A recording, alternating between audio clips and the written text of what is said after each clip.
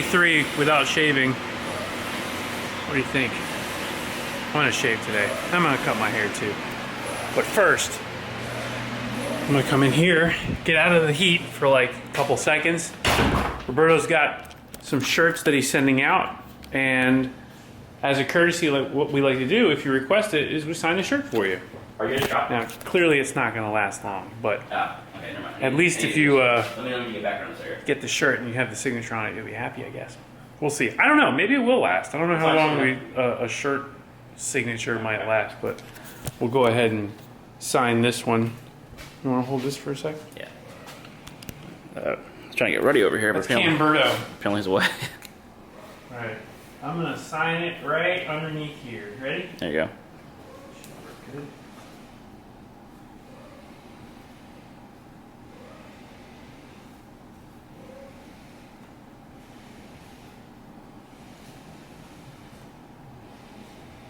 Yay.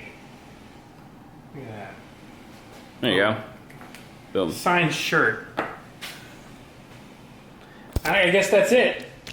That's what they want, right? That's it. It's your thing. Roberto's gonna have a fun time. It like wants to like move on you while you're doing it. Oh boy. The fancy Roberto thing. There you go. For those of you who don't know what that is, that's an R, A, and a V. My initials. Those are his initials. Just bonded together. But yeah, so he's They're cool. having letter sex. He's cool like that. So if you want to get a shirt of your own, go to the website horsepowerlogic.com, order it, send us an email if you want it signed, and we'll do that for you. I think there's like a little. Okay, well it sends us as an email, so Yeah. right. All right. So in the comments, leave us a note that says you want it signed, and we'll sign it for you. Do some other stuff. Wipe some grease with it or something. Oh god. I don't know. That's as far as I'm going. Don't make it too weird, folks. No. So I went ahead and put a boost gauge in the Renly. I'll show it to you guys. If you can see, it's a little dark in here, but it's a Blitz little boost gauge. And I just mounted it right here. So now I'm able to see boost while I'm romping around. Power steering's working perfect. Everything so far has been right where it needs to be. I've got the doors. We're making the doors for it. The latches and the hinges came in for it. We got these mini bear claw latches and some hinges, some bullet hinges, barrel hinges that we're gonna be using to build those. So that's coming up. I still haven't gotten a chance to do the clutch on the Volkswagen, so we still got to do that. But I'm working on it. It's just been kind of hot and kind of busy in the shop, so haven't really had time. I need to get Dusty out, dust the dust off of Dusty one of these days. So I don't know if you guys want to see some more Dusty driving around footage. We'll be doing that soon. And I hope it gets a little bit cooler, but I really want to get my Ducati out. So I've got some stuff. On tap. Another thing that I got going on is P3 sent me another version of the box. I'm going to be putting that in because I had an issue with the key fob range being completely gone, which is kind of interesting. And I talked to them about it, and they think there's possibly some interference. This might be a fix for it, so we'll see what happens with that. But other than that, pretty boring. Nothing really going on tonight. It's just hot. I've been like going in a pool every day, so we'll be doing that again, I'm sure, tonight. But I'll see what else I can get into. I'll show you what I was talking about with the key fob. So like, let's say I'm right here, and I hit the button. Look at that. It won't even unlock from this distance. I gotta get closer. Look how close, I'm literally this close to the damn car.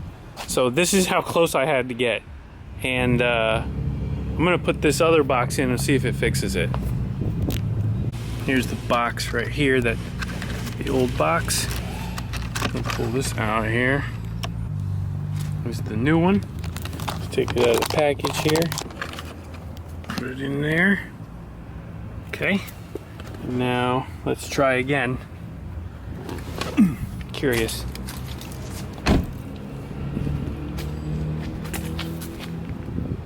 Still nothing. So I'll show you what's really cool. Well, not cool, but I'll show you what I noticed. If you unplug it from the OBD, just like that, now I got all my range, and I can keep going and going and going and going and going. So whatever it is, I'm 50 feet away. I can keep going.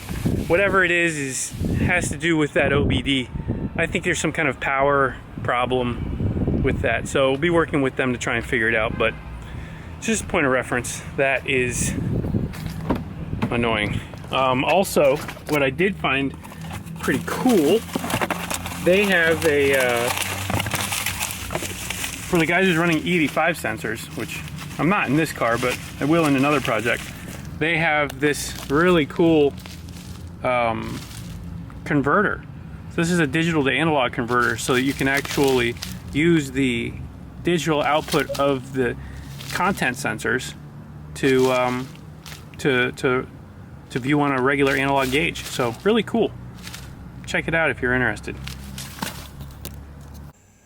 So I'm over at the parents' house. They are on vacation, so I figured I'd come over here and show you guys a couple of the vehicles I got stashed away. If you haven't seen them before, here's the K-Truck.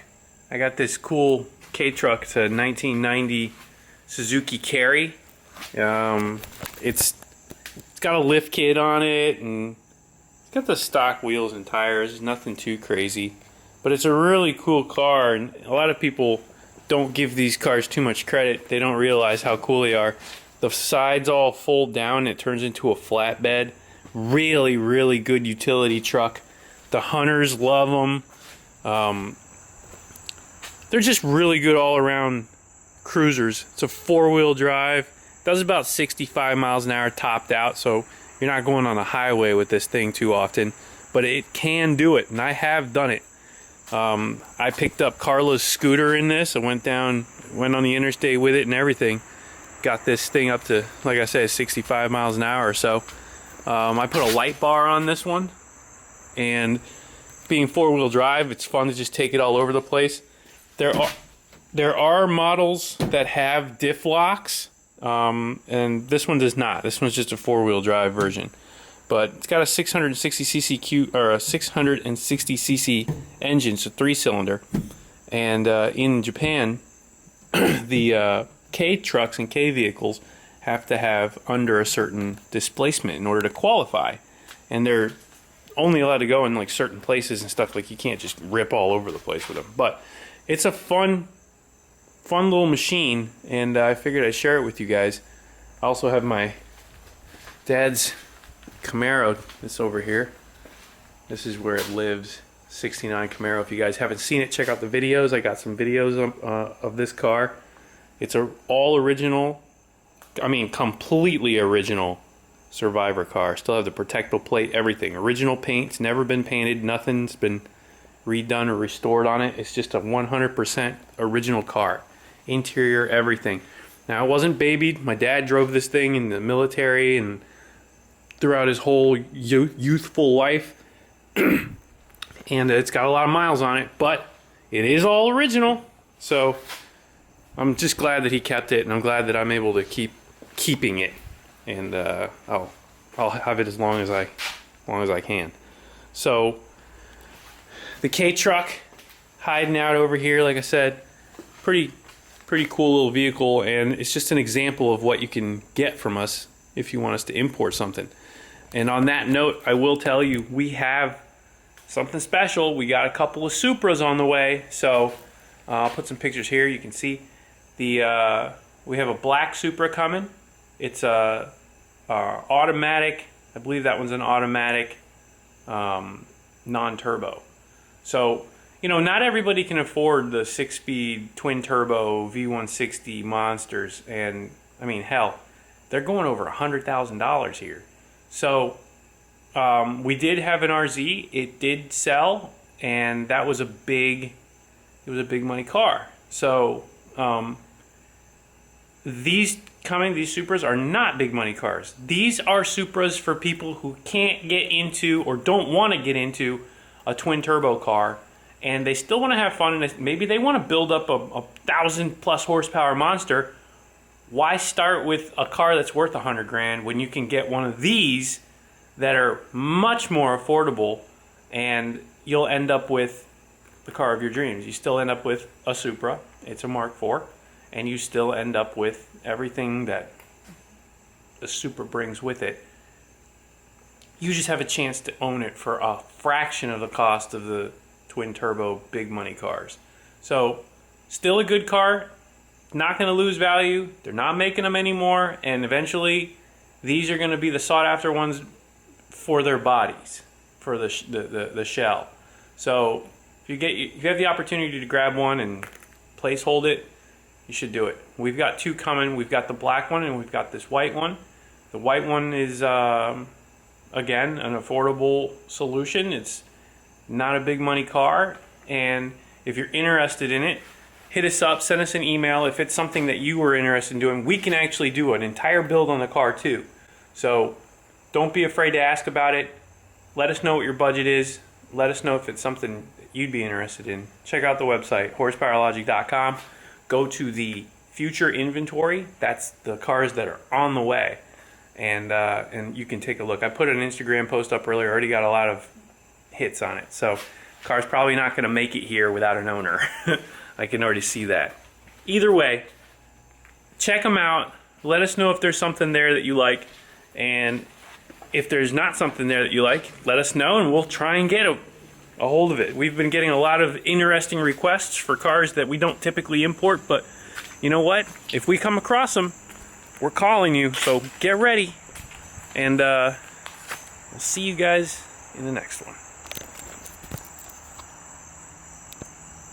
Oh, by the way, Rudnick came back from Colorado finally, and the first thing he says to me is, I need to buy a side-by-side. So keep pumping them.